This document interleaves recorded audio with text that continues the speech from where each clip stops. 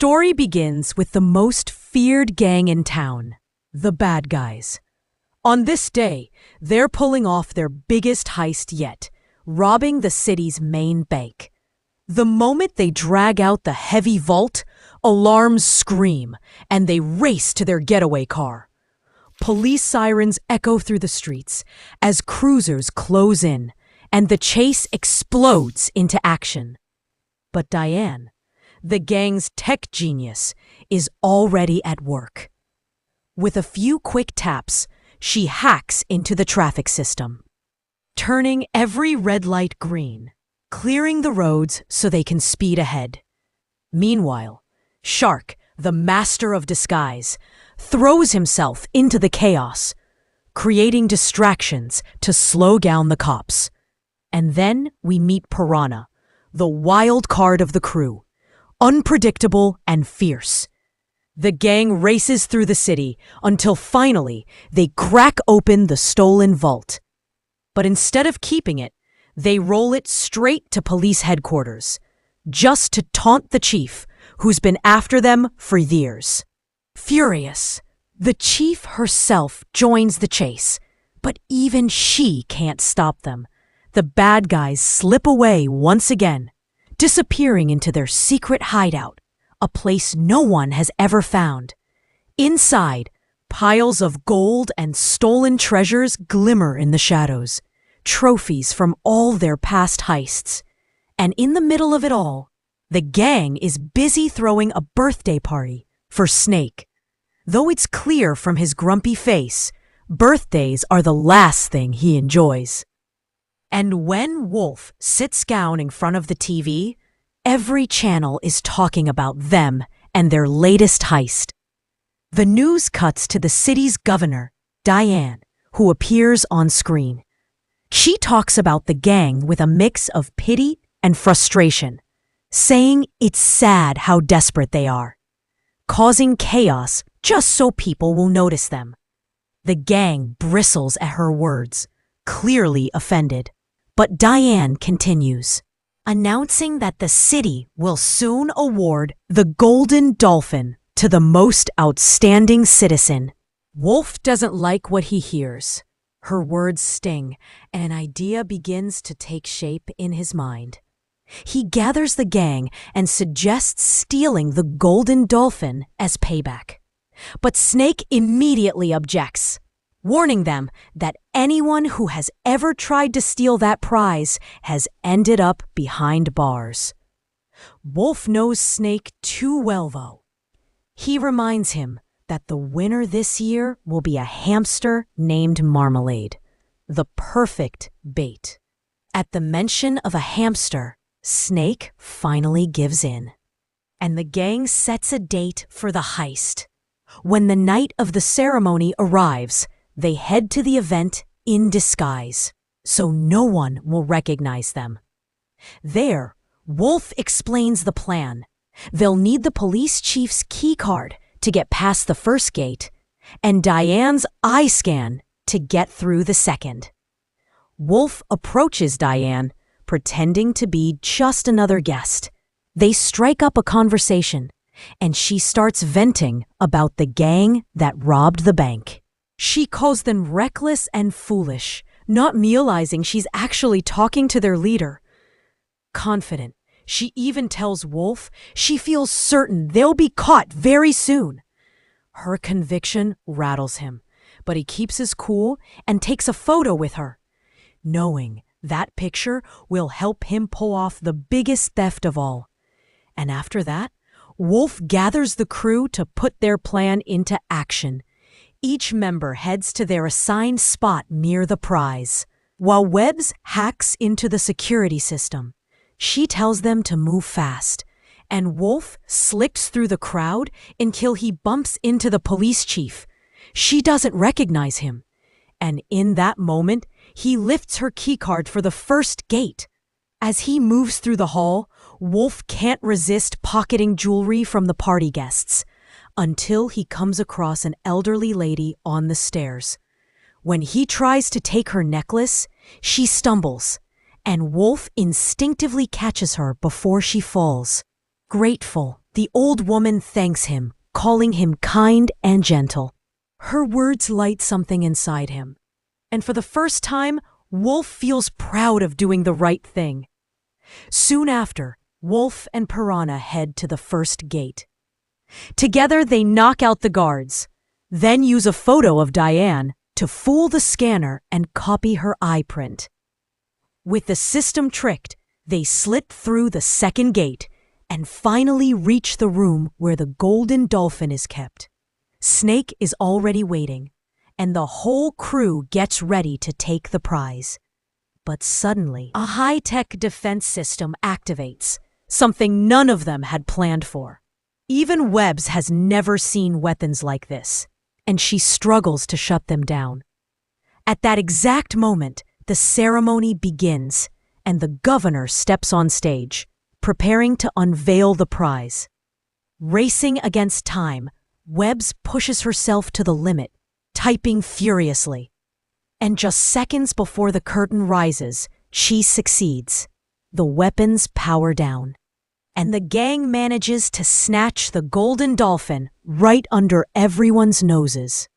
But before they can get away, Wolf overhears Marmalade speaking about the power of doing good. His words strike something deep inside him. At that very moment, the police recognize Wolf and the rest of the gang.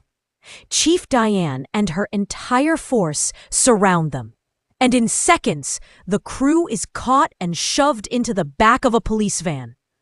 Thinking fast, Wolf uses his wit to turn the situation around. He recalls what Marmalade said at the party about giving people a second chance. With quick words and clever charm, he convinces them that he and his crew deserve one last opportunity to change. Marmalade steps in, supporting Wolf's plea, and tells Diane they should let him run an experiment to transform the city's most feared criminals into good citizens. Diane reluctantly agrees, and Marmalade becomes their mentor until the next gala. On the ride back, the rest of the gang stares at Wolf in shock, confused by what just happened. But Wolf quickly reassures them, saying this is all part of the plan. They'll pretend to be good until the night of the next gala. Then, when everyone least expects it, they steal the golden dolphin and escape. The crew, impressed by his quick thinking, agrees to play along. Soon after, they move into Marmalade's grand mansion to begin their so-called training. His first lesson is about sharing, but Snake refuses to play along. He devours the ice cream all by himself. Trying a different approach, Marmalade then takes them outside to do something simple: rescue a kitten stuck in a tree. Yet once again, the gang does the opposite. Instead of helping, they terrify the poor creature. And then Marmalade asks them about the one skill they're truly good at, so he can give them a mission that fits. Without hesitation, the gang proudly admits they're best at scams and heists.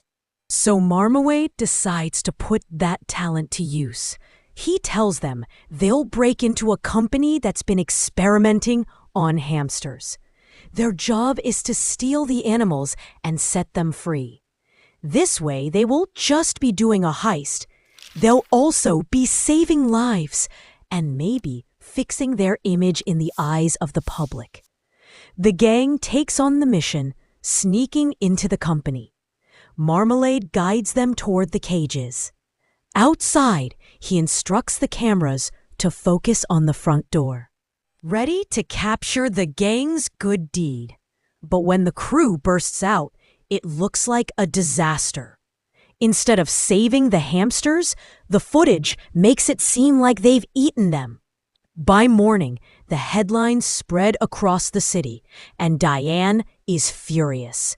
She storms up to Marmalade, declaring the experiment is over and that the gang is going straight to prison. Thinking quickly, Wolf pulls her aside. With smooth words and genuine emotion, he convinces her to reconsider. Against her instincts, Diane gives them one more chance. Not long after, Wolf is seen rescuing a kitten stranded in a tree. His actions are real this time, different, softer, and it's clear he's starting to change. Suddenly, Marmalade steps out from where he's been hiding, filming the whole rescue.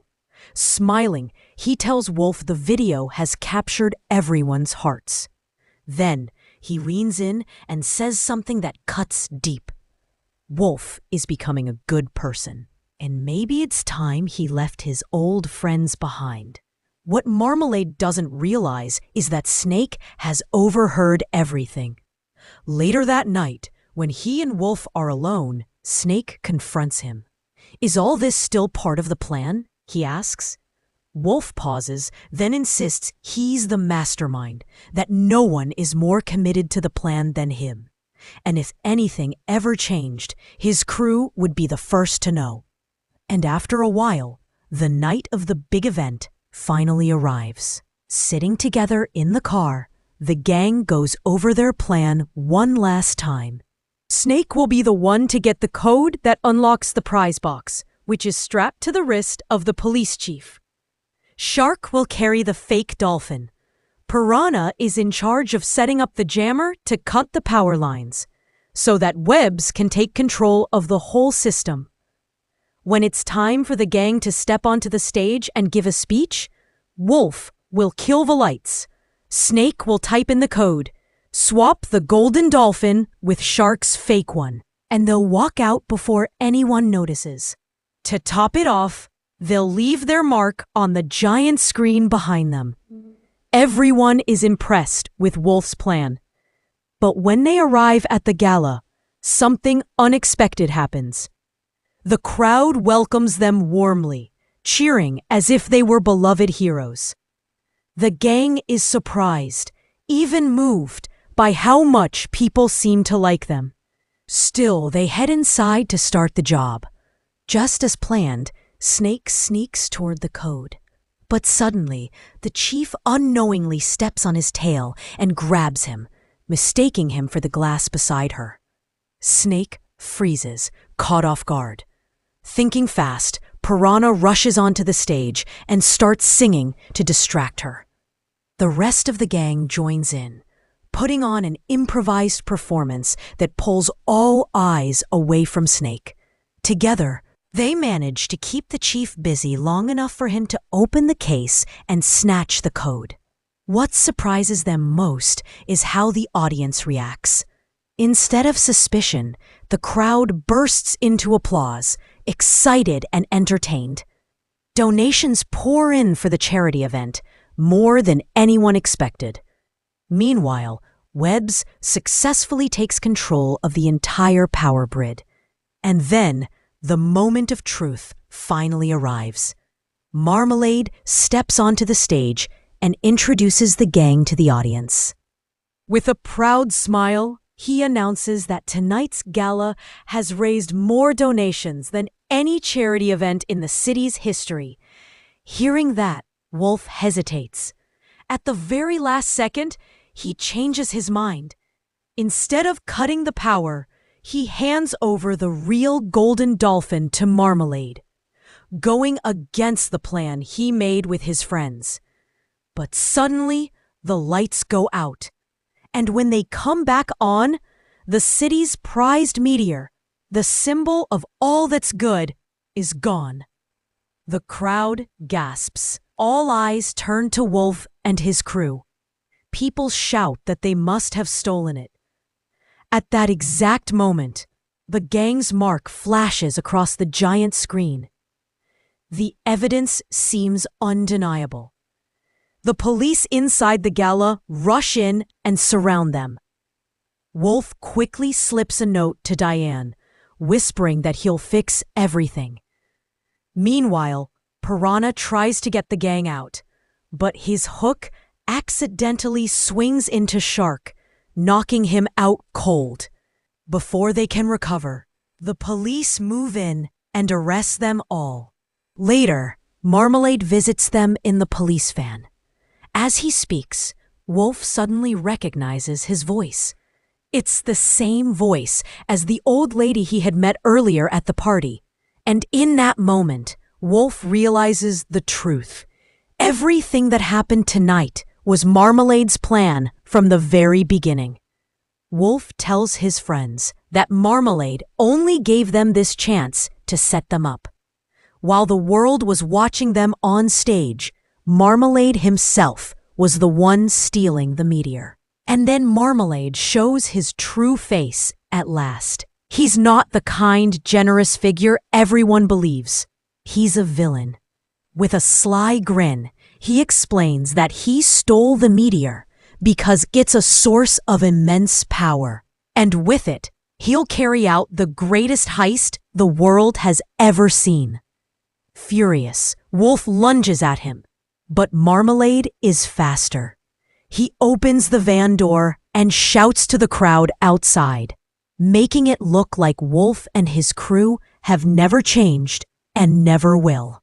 But Diane feels something isn't right. She doesn't buy Marmalade's story. Later, she finds Wolf's note, pointing her to the gang's secret hideout. When she goes there, she discovers all the gold and money they had stolen in the past. Meanwhile, the gang arrives at prison. Snake is furious with Wolf for ruining their big job and getting them locked up. He tells Wolf he even heard Marmalade warn him to stay away, but he never imagined Wolf would betray them during the mission. Wolf defends himself, insisting he didn't betray anyone, that he only wanted them to change for the better. But Snake doesn't believe him. The two start fighting, and then, out of nowhere, a masked figure appears outside the prison. The stranger knocks out the guards, locks them in a cell, and heads straight for Wolf and his crew. To everyone's shock, the masked figure is Diane. That's when the truth comes out. Diane is the legendary thief who once stole the golden dolphin, then disappeared for years. She frees them and explains she couldn't ignore her instincts. She knows the stolen meteor is actually a source of immense power. When they return to the city, Diane asks for their help to stop Marmalade. Wolf immediately agrees, but Snake cuts him off, saying the gang is finished and they'll never work together again. The others silently agree and walk away. At the same time, we see Marmalade activating his stolen machine. Its purpose becomes clear. It controls the minds of every hamster in the city. And Marmalade succeeds, raising an enormous army under his command. And so, we return to Wolf, who's talking with Diane, weighed down by the loss of his friends. That's when Diane checks her scanner and realizes something terrifying. The hamsters are all gathering in the city. In that moment, they understand the truth. Marmalade is controlling their minds, forcing them to steal the donation money. It's the biggest heist in history, worth $1 billion. Wolf and Diane know they can't let this happen. They decide to stop Marmalade and steal the meteor back. Meanwhile, the rest of the gang finally makes it to their hideout. But instead of finding safety, they're shocked. The place has been stripped bare. Everything they ever stole is gone. Snake loses his temper. But then Shark does something no one expects. He hands Snake his ice cream just to calm him down. For the first time, Shark chooses kindness, and the others are stunned. That's when Webb speaks up. She tells them Wolf was right. They can change. They don't have to stay villains forever. But Snake refuses to believe it. He insists he'll never be a good guy. Then he storms out, leaving the others behind. At the same time, Marmalade makes his move. With his machine fully powered, he takes control of every donation truck in the city and robs them all. Meanwhile, Wolf and Diane track him to his lair. When they sneak inside, Wolf spots the golden dolphin trophy. He reaches for it, but it's a trap. In an instant, Marmalade captures them both. The villain then reveals he knows the truth. Diane is the mysterious, masked thief from years ago. He takes from her a priceless jewel she once stole long ago. But the real blow comes when Wolf realizes who betrayed them. It was Snake, the one who tipped Marmalade off about their plan. Before leaving, Marmalade orders his assistant to finish the job and kill them. But just in time, the gang arrives and saves Wolf and Diane. Together, they set off to steal the meteor, and they actually pull it off. They escape quickly, but Marmalade still controls the hamsters. So the gang comes up with a plan. They start planting special devices on all the trucks. Using her skills, Webbs takes control of every single one, shuts them down, and sends the money back to where it was meant to go. After that, the gang decides to turn in the meteor to the police. But before they do, they choose to bring Snake back first, because they want him with them when it happens. But the moment they find him, Marmalade appears. He unleashes his army of hamsters and threatens them. If they don't return the meteor, Snake will die. Wolf makes a deal. Release Snake first, then they'll hand over the meteor. But Marmalade loses his temper. He throws Snake from the plane. Wolf doesn't hesitate. He sacrifices the meteor to save his friend, diving off the bridge with Snake in his arms. The chase ends in a fiery explosion that destroys Marmalade's machine. At last, he loses control of the hamsters. When the gang climbs back onto the bridge, they make their choice. This time, they won't run. They'll turn themselves in. But down below, reporters see Marmalade holding the meteor. They believe he's the hero who saved the city. Marmalade plays along, claiming he caught the gang and recovered the meteor himself. He takes it to his lab for safekeeping. That's when the truth is revealed. The meteor in his hands is fake. Snake had switched it from the start. He'd been working with Wolf all along. While pretending to join Marmalade, he tricked him and hid the real meteor. As Marmalade clutches the fake, it breaks apart, exposing the stolen jewel he had taken from Diane. At that moment, the police chief recognizes it. It's the famous gem that was stolen years ago. She realizes Marmalade is the real criminal and arrests him on the spot. Months later, when the gang finishes serving their time, Diane picks them up in her car. And at last, the bad guys turn the page to a brand new chapter. And that's how our story ends.